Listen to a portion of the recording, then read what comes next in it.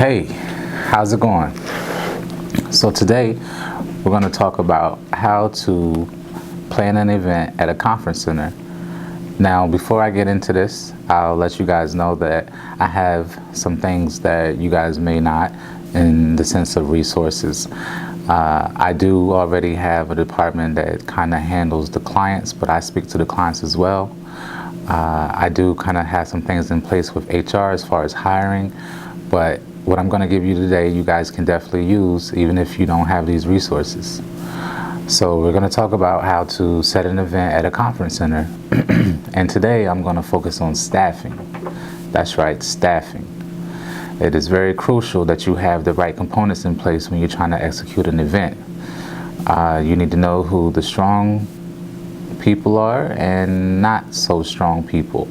But the main thing, as the leader of the event, you just want to make sure that you put the right people in the right spots.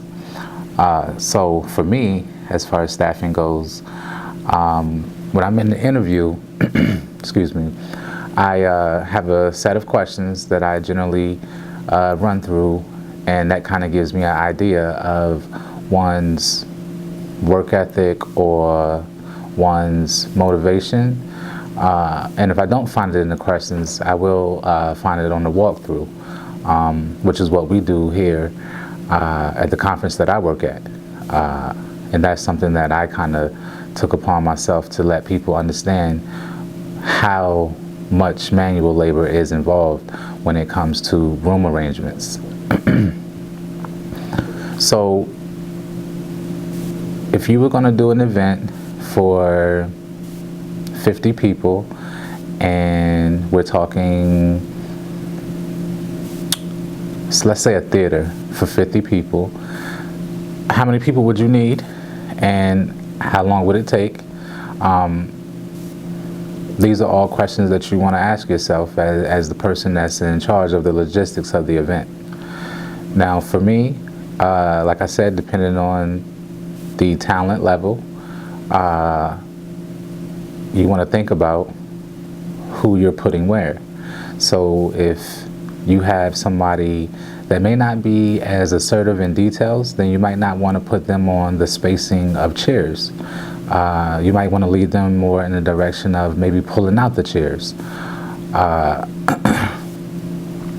Sometimes employees surprise you, so you got to always account for that and let your employees grow, for sure. And by letting your employees grow, you'll eventually grow. So what I have here is a group of guys that I've kind of put together. I have roughly 10 to 15 employees at any given time as we're working on these events. So over time, I watch my employees and see what kind of skill sets or talents that may arise that I didn't find out in the interview. So you always want to keep an eye open for that. And if you can, try to keep your best employees. That is very important. I say that because your best employees can almost be two people with the knowledge and the physical attributes that they may bring to the table. So for me, I would have roughly 3 or 4 individuals working on that theater that I mentioned of 50. And we would have someone pulling out the chairs, we would have someone setting the chairs, we would have someone making sure that the sides of the room are symmetrical. You know, you don't want to come into a room and then one side is all shifted and the other side is the opposite. So you want to have eyes looking at the event as it's being set. One thing that I've learned over my 15 years is if you're in the midst of it, you will miss something. So it's very important to establish leaders amongst your staff before the event actually gets underway. That just helps with management. So to give you guys a little background, I've done numerous events. I've been in this industry for 15 years, and I've done quite a bit of hiring, and as well as letting individuals go that didn't necessarily meet the workload, because sometimes it's not about their skill set per se. It may be more or less the toll that it takes on one's body.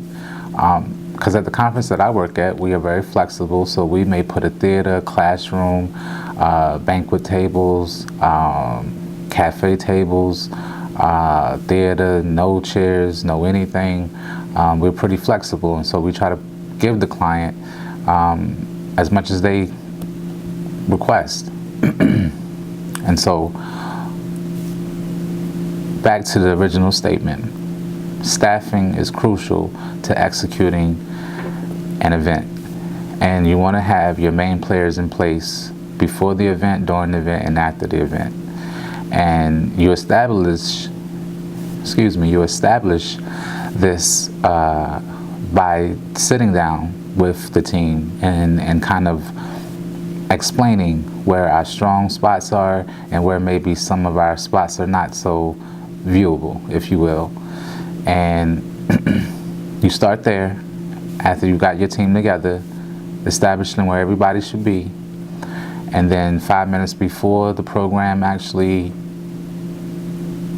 needs to be executed, you just want to meet up, huddle up, and make sure everything is squared away. So, kind of back to the interviewing that I was mentioning earlier, you want to have behavior-based questions within your interview if you truly want to understand what the person's perception of manual labor, going the extra distance. You want to have questions as well that are kind of open-ended, and you want them to explain how they may have come up with an idea or how they may have viewed a situation. That'll help you gauge what you need out in the field, if you will. So I mentioned the walkthrough. So after the interview is over, I take my interviewee and we walk around and I show them the equipment, I show them the rooms, I kind of let them see what it is that they're going to be doing before we actually, get the paperwork rolling and the background check and the, what's that form where you got to do your taxes. And then before we get all the way down there, I try to make sure that the interviewee understands what they're up against. So that'll conclude the first video for YouTube, and this is a Xavotti production. And please come back, please like, please subscribe. This is the first one, so we'll be getting better with this over time.